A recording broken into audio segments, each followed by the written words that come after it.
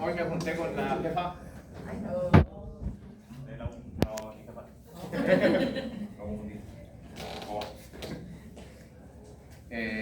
Hablamos un poquito, bueno, tiramos líneas con respecto al proyecto de intervención, ¿ya? Así que yo creo que, a ver,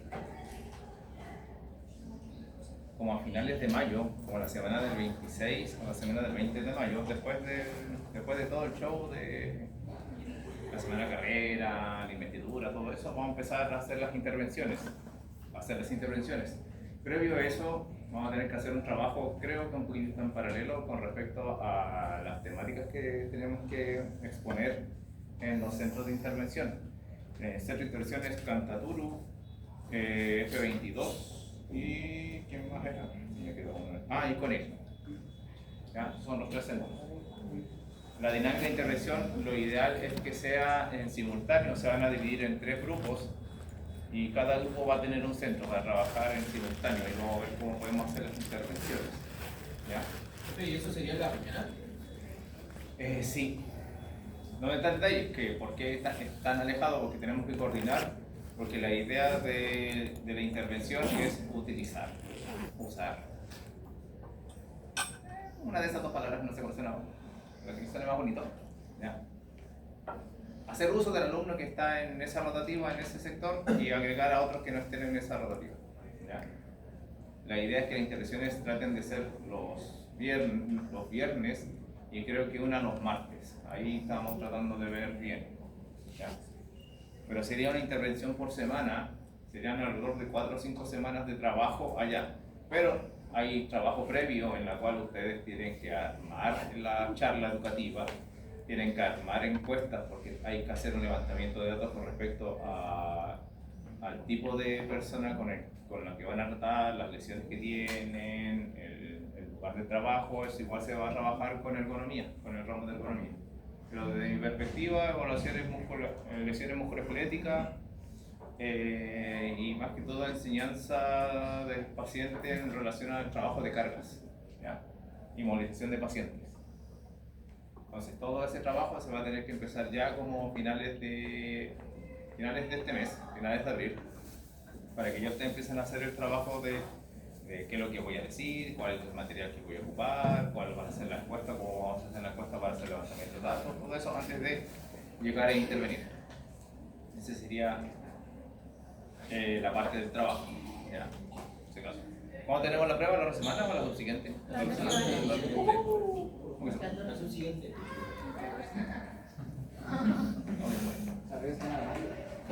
Tengo materia para pasar. ¿En serio? Yo espero terminar con dolor y estamos. Ya. Dice así. ¿Qué más? Un recabo para ella después. La Diana. Ahí está. ¿La Diana? Ajá. La otra. Eso me dijo. ¿Cómo quiere que la odie? ¿Quieres que la qué? Y quiere que la odie. Eso me dijo. Está bien. ¿Cuándo es el primer práctico? ¿Cuándo es el primer práctico? Lo bueno del primer práctico, o lo malo para mí, sí, lo malo para mí, lo bueno para ustedes, creo, pero, a ver. El primer práctico, entre comillas, sería de los trabajos que vamos a presentar, o vamos a ver la dinámica de cómo se va a presentar el trabajo esta semana de la tarea que yo pedí. Con respecto a eso vamos a hacer un trabajo porque lo ideal del primer práctico es evaluación,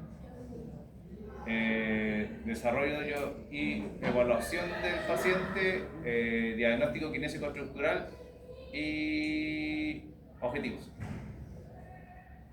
¿Ya? Que entre comillas lo hemos hecho de manera indirecta, porque hablamos del paciente, hablamos en el primer laboratorio fue de cómo corroborar las patologías de superior, cómo corroborar las patologías de inferior. Después hablamos del objetivo y la gran mayoría falló en hacer objetivos porque tenían que crear la idea era pensar en el paciente y no en la patología. La idea de fracasar o errar es que les enseña eso. Me equivoqué. Entonces, ¿cómo tengo que hacerlo bien? Tengo que pensar primero en el paciente. Esa es la idea, es como terapia de choque. ¿Ya? Eso es lo bonito de la terapia de choque, es como me fue mal, ¿por qué? Ya. Y a eso hay que hacer los objetivos, y eso sería entre comillas el primer práctico, ¿ya? El cual el primer práctico podría ser o de manera grupal o de manera individual, dependiendo del tiempo, pero eso no se va a dar tan cercano, porque igual tengo que ver cómo ingresar con esta parte de la intervención, ¿ya? Porque yo no sé, a ver, ¿están grabando? No importa. Siempre no sé qué queda grabando. No, sí, graben nomás. Mejor para mí. ¿Ya? Sí. Porque me dijeron, profe, ¿y usted por qué no puede ser jefe de carrera? No. Me va a odiar. ¿Por qué? Porque yo soy muy cuadrado para cuestiones. ¿Ya? Es como que, ¿qué dice en el papel? Eso se hace en el papel. Yo soy muy enemigo del sobreuso de alumnado en los campos clínicos. ¿Ya? Es como que, ¿cuánto tengo que hacer? 2 horas por día. ¿Cuánto estoy? De 8 a 12. Ok, ya veo. No. Entonces yo estaría ahí ya agarrándome. Ya con esa lo mismo que yo sé que el cambio generacional, yo no sé por qué no cambian el cambio generacional, o sea, no hacen el cambio, como que los alumnos de día trabajan, muchos de ellos, de ustedes se sustentan, son papaces, son mamaces, ¿ya? Entonces como que, no, es que usted tiene que utilizar la UCI que está acá. Es como que, ok, no se puede hacer como una especie de modificación como para... Pero la universidad si lo dice así, yo soy cuadrado y lo dice así, ¿ya? Trato de cambiar algunas cosas y me van a agarrar. Por ende, y toda esa verborrea, ¿para qué? Porque yo no sé qué tanto puedo usarlos, ¿ya? Porque si ya tenemos los horarios de laboratorio y aparte tienen que hacer la intervención, yo no sé si eso se condice con que ya si hoy día esta semana fueron a intervenir, no van al laboratorio, porque están cumpliendo con el horario de laboratorio que afuera. Entre comillas, eso sería lo correcto. Pero no sé, voy a preguntarle a la CAO porque no, es que tienen que cumplir sin una intervención, sí, pero es que como que si ya reclaman, ya están ahí peleando con que hay demasiada carga en los alumnos, darles más carga, como que ni siquiera un bono, nada, es como que...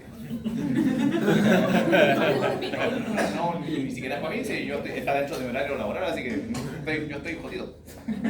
¿Ya? Pero los alumnos como que si ya están con la hora, más carga, como que... Ahí entra el tema de este voluntario, obligado. De otra chica. Entonces ahí, por eso mismo yo quiero ver bien ese tema, porque si empiezo a ingresar con estas cosas, ¿en qué lo hago?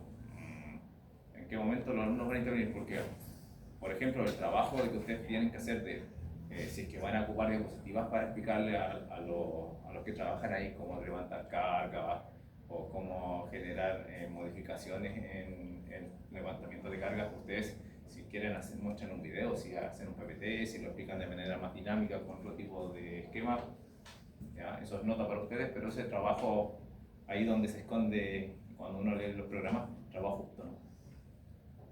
¿Ya? Hágalo ustedes en su casa y me lo presenta después. ¿Ya? Que no sé cuántas horas de trabajo justo no tienen, yo digo, bueno, ¿ya? Pero ahí es donde está el detalle todavía. Ese es mi conflicto con respecto al trabajo. Es bonito y va a funcionar, o sea, se ve bonito y va a ayudar a la universidad a tener más puntaje, a acreditar más años, lo cual es bueno, pero ¿qué tanto podemos usar la mano de obra? ¿Hasta qué punto las podemos explotar? No lo sé, ¿ya? Entonces ahí hacer un cambio y ya esto funciona como parte de otra evaluación y si ya fueron esta semana, entonces esta semana no van al laboratorio. Ese es el detalle, ahí tenemos que ver, ¿ya? Pero bien, volviendo al tema, dolor, espero terminar con dolor para después hablar con la evaluación, ¿ya? Desafortunadamente, no sé si lo leí, la capacitación que reciben muchos profesionales de la salud refuerza la comprensión intuitiva del dolor. Los modelos patanatómicos de dolor que representan el dolor como un marcador de daño cerebral siguen siendo influyentes. Creo que esto lo leí. Sí. Bueno, el libro de texto había dolor, Snell sale por ahí dando vuelta. Sí. Pero a la vez se reconoce que tales representaciones no son hechos sino tribalizaciones que reflejan las ideas de teorías anticuadas de dolor que no resisten el escrutinio, o sea, el análisis. Los malentendidos con respecto al dolor no son útiles tanto para los pacientes como para los kinesiólogos. Los pacientes que ven el dolor como marcador del estado de los tejidos pueden ser reacios a participar en el tratamiento y la actividad de la vida diaria. ¿Hay un cambio ahora? Sí. Con los estudios también y con la perspectiva que le da por lo menos el kinesiólogo, que es donde nosotros nos tenemos que manejar y donde yo me manejo, ya se habla de que el dolor, de hecho ahora último, Instagram me actualiza un poquito y ahí yo me voy a conservar. Las redes sociales no es que sean malas, pero muchas veces es una aseveración. Si no tiene estudios, no me sirve. Hay varios kinesiólogos y terapeutas físicos que suben información bien importante y algunos vienen con referencia y yo me meto en la referencia, vienen hasta llegar a algo que me interese. Pero si yo veo que alguien lo dice así como de buenas primeras, ¿y cuál es tu sustento bibliográfico para aseverar eso? No hay. Entonces no sirve. Acá dentro de este pequeño barco, ahora último se dice de que el dolor no es un signo de alarma. Yo dije, ¿qué? A escarbar. Aunque normalmente incluso yo a veces digo a los pacientes, el dolor tómelo como algo bueno porque es un signo de alarma de que algo se está dañando y por ende lo tiene que cuidar. ¿Ya? Cuidar no es igual a dejarlo quieto hasta que se mejore, no. Cuidar es, entre comillas, proteger, pero empezar a hacer funciones o actividades en las cuales no genere dolor para empezar a mejorar ese segmento, ¿ya? Y de esa manera protegerlo para evitar futuras lesiones, ¿ya? No digo más coloquial en los pacientes, pero para que suene bonito, ¿ya? Pero ahora me dicen de que no, es que el dolor no es un signo de alarma. Ya, y es como que... Escarbando en los estudios, hay dos fuentes pesadas. Una, el dolor agudo. El dolor agudo sí, es un signo para el dolor agudo o para lesiones agudas, es un signo de alarma. Algo se lesionó. Porque si no hay dolor y se daña el tejido, ¿cómo sé que está dañado? ¿Cómo me acusa? Es como cuando el paciente tiene pie diabético y se quema el pie y el paciente no siento nada. Entonces, el dolor para ese tipo de esquemas es un signo de alarma. Pero para pacientes crónicos o con alteraciones crónicas, igual a dolor crónico persistente o dolor crónico como quieran llamarlo, ¿ya? El dolor pasa de ser un signo de alarma a una alteración como tal. Entonces hay que tomar con pinzas ese tipo de aseveraciones. A mí me llamó mucho la atención porque es como que es como mi banderita de batalla cuando les digo eso, que el dolor es un signo de alarma. Pero hay que ver con qué tipo de pacientes estamos. Si tiene dolor o lesión aguda y por ende dolor, o dolor crónico y por ende algo pasó de que el dolor sigue activado a pesar de que ya no hay lesiones evidentes. En las presentaciones de dolor agudo, estos pacientes pueden confiar solo en la estrategia de tratamiento pasivo y no ver la necesidad de abordar los factores predisponentes y contribuyentes que son relevantes tanto para el resultado inmediato como para la minimización de la recurrencia. Aquí con esta parte muchos colegas se defienden, lo cual no es que esté malo, en que, como lo dice Brad Pitt en Guerra Mundial Z, movimiento es vida. ¿Ya? Sí, movimiento es vida. ¿Ya? Sí, me gusta la película. Entonces, se entiende de que si alguna estructura se lesiona, lo ideal es que se empiece a mover lo más rápido posible para evitar instaurar patrones o movimientos modificados. Posturas antiálgicas, movimientos aberrantes para evitar aumentar el dolor. Todos esos trastornos, lo ideal es que el paciente se mueva lo más rápido posible, obviamente dentro de lo que él puede y evitando aumentar el dolor. ¿Ya? Pero no dejarlo quieto. E incluso, vamos a verlo más adelante cuando empecemos a trabajar con lesiones de extremidad superior e inferior. Por ejemplo, cuando una persona se lesiona el hombro o el codo o alguna parte de extremidad superior, lo que hacen ya en Estados Unidos o en Canadá y Australia, igual en Europa se está midiendo harto esto, el paciente está con una lesión de hombro, bien operado de hombro, a la cinta rodante. 15 a 20 minutos. Yo decir, ¿por qué? Porque hay que mantener activo el metabolismo. Hay que mantener movilizado el sistema sanguíneo, el sistema circulatorio para que mejore la nutrición a nivel general y obviamente este paciente no baje el rendimiento. ¿Ya? Muchas veces, ¿qué es lo que pasa? Una lesión de hombro, el paciente está sentado, acostado, viendo tele con licencia todo el día. Y es como que, no, es que estoy empezando a engordar. Sushi. ¿Ya? Cheto. También. ¿Ya? Entonces, ahí es donde uno se defiende y dice, no, hay que hacer el ejercicio activo. Perfecto, o sea, ejercicio de lo más rápido posible. Pero también hay que ver qué es lo que puede y no puede hacer. ¿Ya? Muchas veces el alcance está patologías de tren inferior, fracturas, lesiones de ligamentos cruzados muchas veces. ¿Qué es lo que hacen?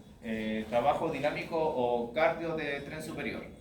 Al paciente lo mantienen en estas pedaleras de mano, o incluso he visto varios entrenamientos bastante simpáticos donde el paciente está con toda la rodillera de velcro y está con esta cuerda de peso.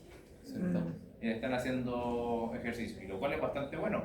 ¿Ya? Estamos manteniendo la actividad alrededor de la estructura que está lesionada.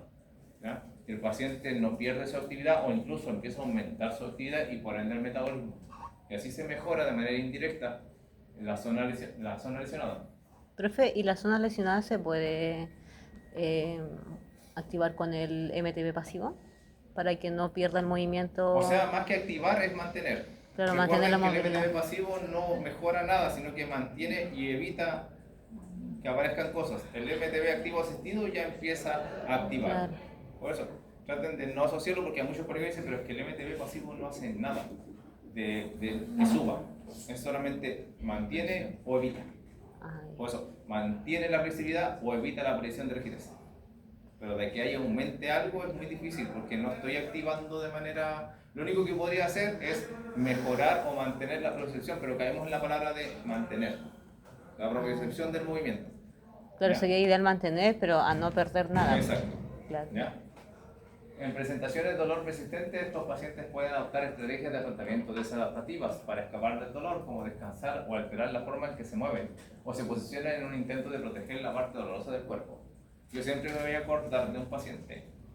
Este paciente igual era del interior, no sé si algo así del interior, y trabajaba en el campo y se lesionó, no sé cómo se cortó los tendones de la mano y se operó en Tacna. ¿Ya? Lo simpático es que alabamos la operación de los peruanos. ¿Por qué? Porque siguieron las líneas de flexión de la mano para hacer la intervención, porque acá en Chile como que no le importa la estética y va a meter. En cambio se operó en Tacna y la cirugía respetó estas líneas, entonces la cicatriz pasaba peor. ¿Cuál era el problema? Que el paciente vio cómo quedó su mano antes de abierto por el tema de los cortes del tendón y desasoció la mano. No existía su mano en su cerebro. Había que hacerle reintegro, porque literalmente es como que yo llegaba y hacía esto. Entonces te saludaba y es como que ya traté de alcanzar la mano y como que no quería verlo. Entonces es una estrategia muy desadaptativa porque como que le daba miedo, no hay tanto dolor acá, sino que hay miedo a volver a ver su segmento. Entonces ahí es donde uno intenta, entre comillas, protegerse de algo, pero uno no sabe de qué. ¿Ya? Logramos con él que no hiciera rosquitas. Sí, todos los pacientes que tienen lesiones de mano los mandábamos a hacer sopaipilla, rosca, que se les roto. ¿Ya? Esa era la bonita. ¿Ya? Es una especie de invadiendo el territorio de los terapeutas emocionales. ¿Ya? ¿Ya? Pueden buscar estrategias de tratamiento pasivo que proporcionen solo alivio temporal, tal vez probando una terapia tras otra en la búsqueda de alivio o una explicación para su dolor que tenga sentido. ¿Cuántos son en el 2013? Bueno, no es tan viejo. ¿Ya? Entonces, a veces la persona lo que busca es entender su dolor. Y el problema está en que más que entender, él lo que busca es algo que para él sea satisfactorio de entender su dolor. ¿Ya? Entonces muchas veces yo me he peleado, no me he peleado, sino que yo he tenido que tratar pacientes del interior que creen mucho en las cosas del interior. Creen demasiado en las cosas del interior. Y gracias a Dios, mi mamá también es de por allá, pero del extremo sur para allá. Bueno, no tan sur, pero por allá. ¿Ya? Entonces yo entiendo más o menos, o sea, yo he tratado con, si ya soporto a mi mamá, nadie supera a mi mamá. Mi mamá es mapuche y cree en el componedor de hueso antes que mí. ¿Ya? Siempre lo digo porque es verdad. ¿Ya? Y cuando el componedor de hueso no funciona, y recién me pregunta a mí. ¿Ya? Entonces, ¿qué es lo que sucede? Hay pacientes que creen mucho en la medicina no tradicional, lo cual es bueno, pero muchas veces, más que en la medicina no tradicional, lo que creen es en cosas demasiado superfluas, como que no, es que en la luna, no es que en el agua, no es que el tipo de hierba, no es que la diabetes, que tuvo problemas con esto, y como que empiezan a apuntar un montón de cosas extrañas para tratar de entender el dolor. ¿Ya? Entonces ahí es donde uno tiene que ser bien cauto para ver qué le puede decir o no decir a los pacientes. Muchos pacientes, uno les dice algo y escucha lo que quiere escuchar, no lo que uno le quiere decir. ¿Ya? Los médicos ven que ven el dolor como un síntoma de la patología, abandonar el manejo de las personas con dolor desde una perspectiva puramente biomédica, una que se centra únicamente en los tejidos. Pueden desinformar a los pacientes sobre el significado y la fuente de sus síntomas o reforzar involuntariamente las actitudes negativas hacia el dolor en sus pacientes. Empezamos a hablar del efecto nocebo. ¿Qué es el efecto nocebo? ¿Qué es el efecto placebo?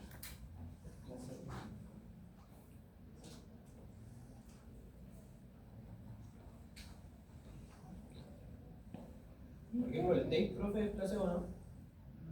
¿Pero qué es el efecto placebo? El efecto placebo Como es que dan cuando algo y él cree que le está haciendo bien. Ya, ¿y el nocebo? Es lo contrario. ¿Qué dices? No sé. A ver. No sé. Es lo contrario, profe, ¿no? ¿Qué sería lo contrario? que te están haciendo algo y no sientes. No puedo decir. Nah. Lo contrario a placebo. Sería darle algo que sí le hace efecto. Que sí le hace efecto. Sí, no le hace. Sí le hace efecto. Placebo es pero inconscientemente a ti te da. Yo igual pienso lo mismo, no sé, pues, que si te hace efecto y que algo es.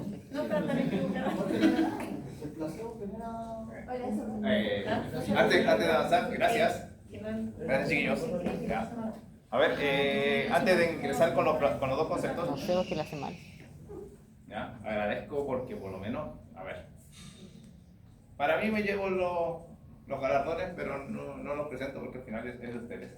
Agradezco de que empiecen a debatir, y es bastante bonito, es como que me refuerza el hecho de que no estoy haciendo tan mal las cosas. Sí, llevo 40 años. Ya. Dos desconocidas. Dos. Así. Como, ¿y tú? Sí, me corté el pelo. Ya, sí. Me veo joven, pero no. Bueno, no tan viejo como antes. Ya, a ver, por eso, gracias, por lo menos están debatiendo y lo cual es bastante bueno. Se agradece bastante y es enriquecedor para uno. Efecto nocebo, efecto placebo. Bueno, el efecto placebo es algo bastante bueno que tenemos que empezar a trabajar. Hay que tener cuidado con caer en el efecto nocebo. El efecto placebo es que yo le doy atribuciones a algo que en general no hace nada. Y el paciente lo llega a creer. Con mucho respeto, por ejemplo, yo no soy enemigo del taping de colores, como le digo yo, sino que el taping de colores yo he visto que a pacientes no les hace nada, a pacientes que al final terminan haciendo más daño, y otros pacientes que sí les ayuda. El asunto está, ¿por qué? ¿Ya?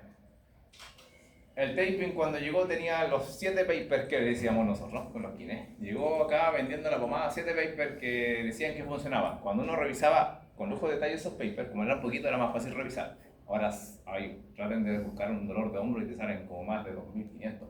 Entonces no hacen mucho. ¿Ya? Entonces, papers de taping eran muy pocos. ¿Tenía efectos? Sí.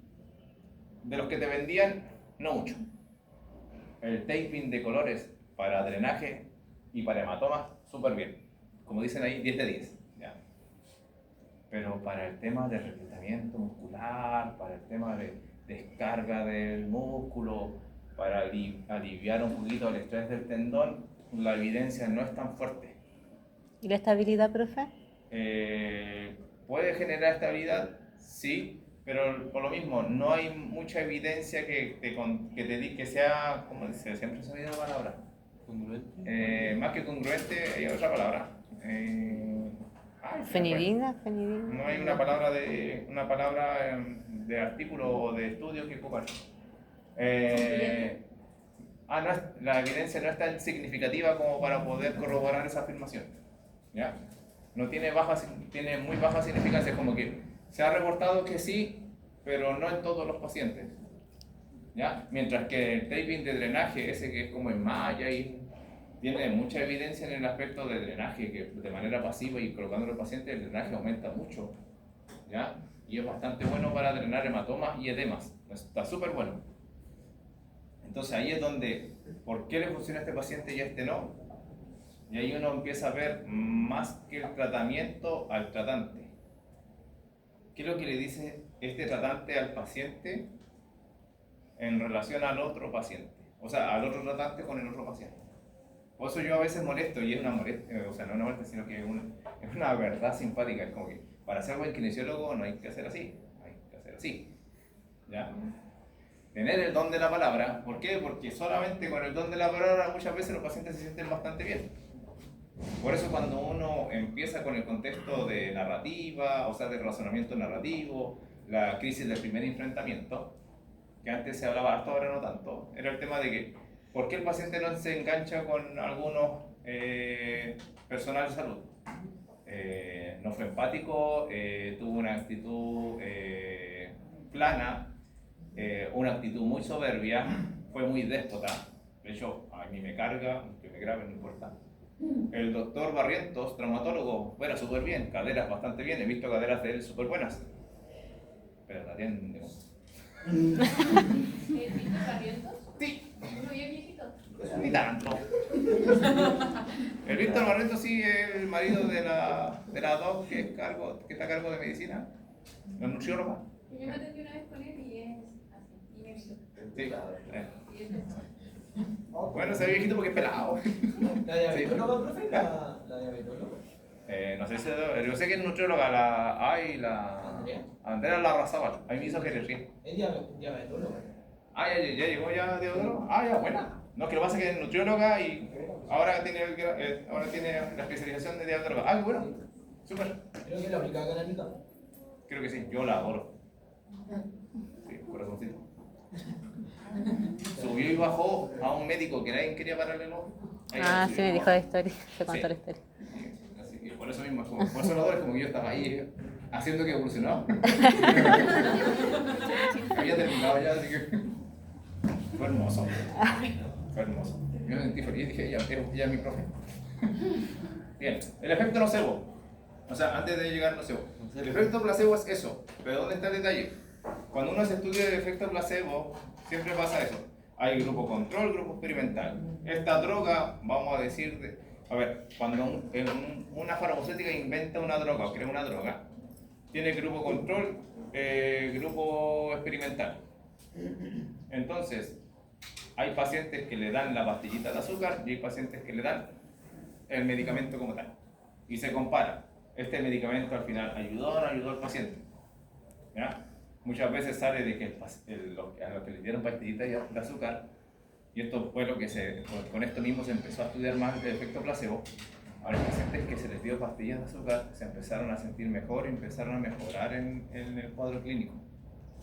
Y uno dice, pero si le estamos dando pastillas de azúcar, ¿por qué están mejorando?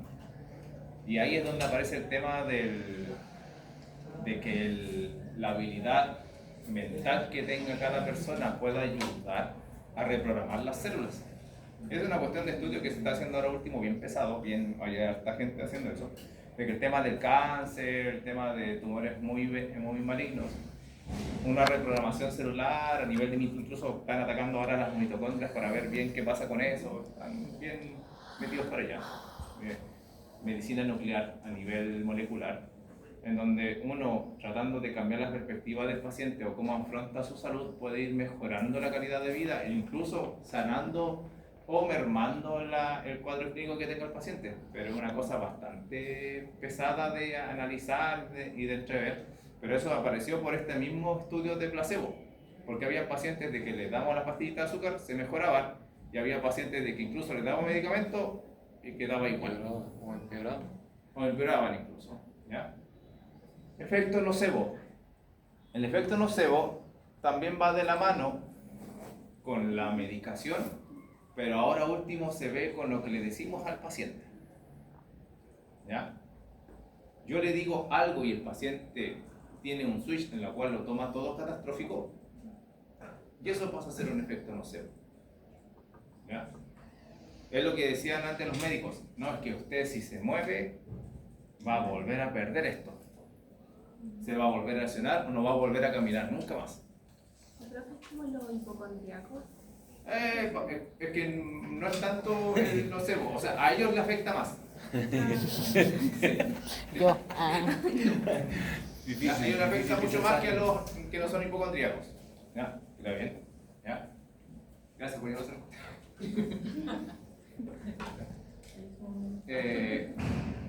Entonces acá hay que donde aparece este concepto es porque se empezaron a dar cuenta de que muchas veces el médico en su trato decía cosas que no debería decirle muchas veces a los pacientes.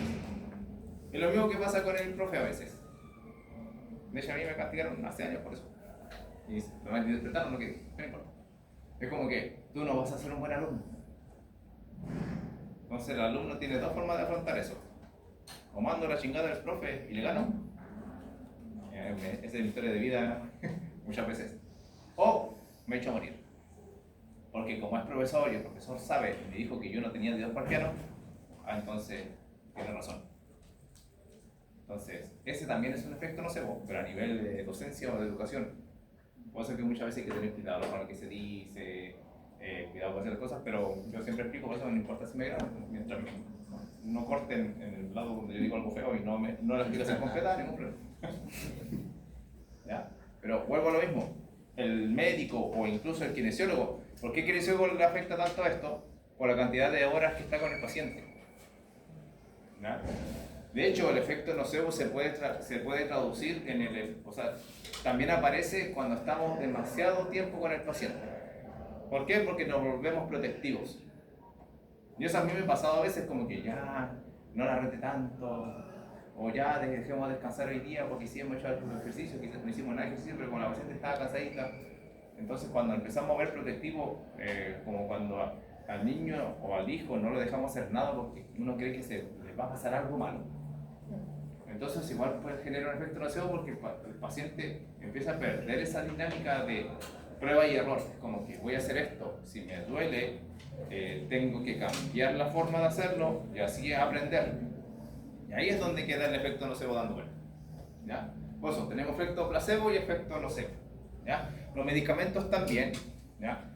De hecho en los medicamentos se da bastante simpático porque este medicamento le va a solucionar su problema de dolor de cabeza, pero da diarrea. Y es como que, ¿me lo tomo o no me lo tomo? Sí pasa. Tengan cuidado porque le va a hacer esto. ¿Ya? Así que igual lo digo, tómese un antidiarreico por si acaso, porque este medicamento suelta la gotita. Entonces al final el paciente, ¿me lo tome o no me lo tomo? Y a veces la diarrea no es un efecto claro, sino que no a todos los pacientes les da, y es como que se sugestionan, se lo toman y es como que, oh, el baño. Sí, eso no ha pasado. Entonces eso también es un efecto nocebo. ¿Ya? Qué horrible.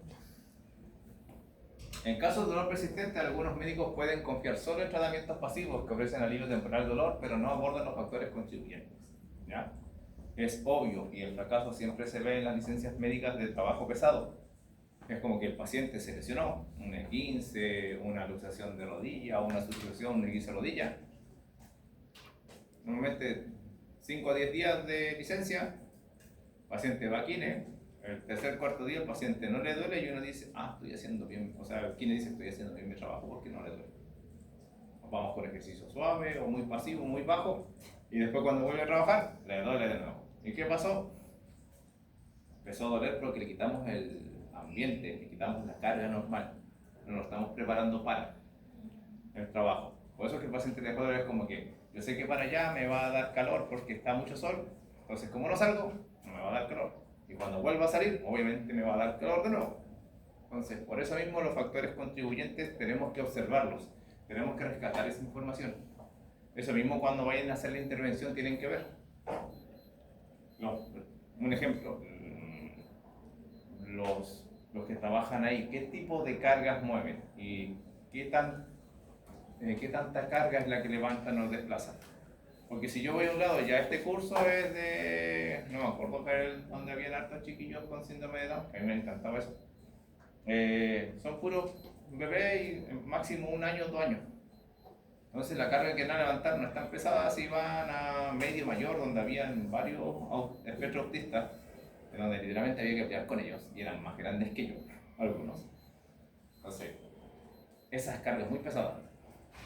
Entonces eso es un factor ambiental que uno tiene que observar. La falta de comprensión de la naturaleza biopsicosocial de todo el dolor puede dar lugar a que algunos médicos estigmatizan a los pacientes con dolor persistente, que no responden al tratamiento basado en un modelo biomédico, como si fuera un dolor psicógeno o fueran malintencionados, lo que aumenta el sufrimiento de estos pacientes en lugar de aliviarlo. ¿Ya? Yo acá siempre hago el alcance, ¿por qué? Porque ahí yo tengo un fracaso. ¿Ya? Y odio admitirlo, pero también me gusta admitirlo porque eso me enseña. ¿Ya? Pero lo bueno del fracaso es que no es completamente mío. Había una paciente que venía con síndrome, o sea, con cefalea crónica. ¿Ya? ¿Y dónde está el problema? Que lamentablemente ese paciente lo perdimos, o lo perdí, en el tema de que no pude, era de estos pacientes que migraban a muchos kines. Pasaban por uno, no había solución, pasaban por otro, no había solución, lo mismo, y era una paciente de edad ya. Y dentro de sus últimos migraciones de kines, se cruzó conmigo y yo intenté, de cierta manera, tratar de entender su dolor. En algún punto logré que el paciente entendiera su dolor. Estamos empezando a hacer el cuaderno del dolor, pero después de ahí empezaron a aparecer muchas crisis por factores externos que ella no pudo manejar. Entonces al final, no es que haya muerto o fallecido este paciente, sino que al final su dolor era más grande, que al final prefería 1000 veces manipular el dolor con drogas que con terapia y con razonamiento del dolor. Pues igual es fome perder a sus pacientes porque igual o lamentablemente o llegan tarde y las intenciones por lo cual mejorar su dolor no fueron las mejores. Entonces cuando uno llega a entender qué es lo que le está pasando y todo eso y a creer en el paciente, ya es muy tarde. ¿Ya? Por eso que aquí es lo bueno de este ramo.